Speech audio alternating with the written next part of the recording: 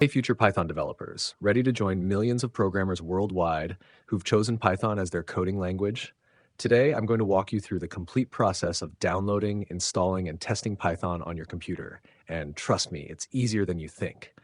By the end of this video, you'll not only have Python running on your machine, but you'll also write and execute your very first Python program. So grab your favorite beverage, and let's dive into the wonderful world of Python programming together. All right, let's get started. The first step in our Python journey is getting the latest version installed on your computer. I'm opening up Chrome here, but feel free to use any web browser you prefer, Safari, Firefox, Edge. They all work perfectly. Now, in the search bar, I'm typing Python and hitting enter.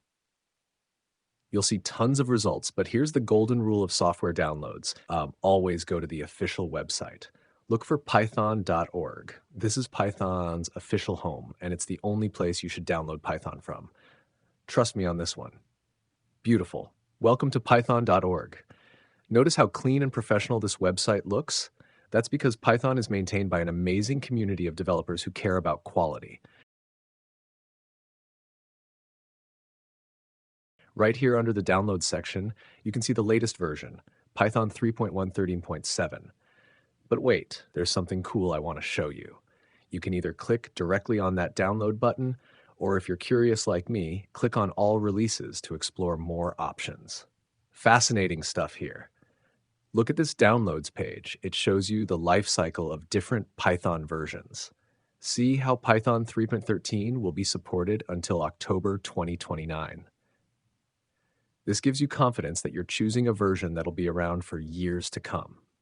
You can scroll down to see older versions, but for beginners, I always recommend sticking with the latest stable release.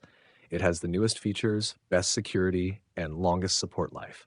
Let's grab Python 3.31.7, the current champion. Notice it's only about 28 megabytes. That's incredibly lightweight for such a powerful programming language. Your download should complete in seconds, even on a modest internet connection. Here comes the installation wizard, and I'm about to share the most important tip that'll save you hours of frustration later. See this checkbox that says Add Python.exe to path? This is crucial. Let me explain why. When you check this box, you're telling Windows exactly where to find Python when you want to use it. Without this, your computer would be like, Python? Never heard of it, even though it's installed. So check that box, then click Install Now, and we're off to the races. Installation complete. Notice there's an optional step here about disable path length limit. This is for advanced users who might work with very long file paths. For most beginners, the default settings work perfectly, so I'm clicking Close. Time to test our installation.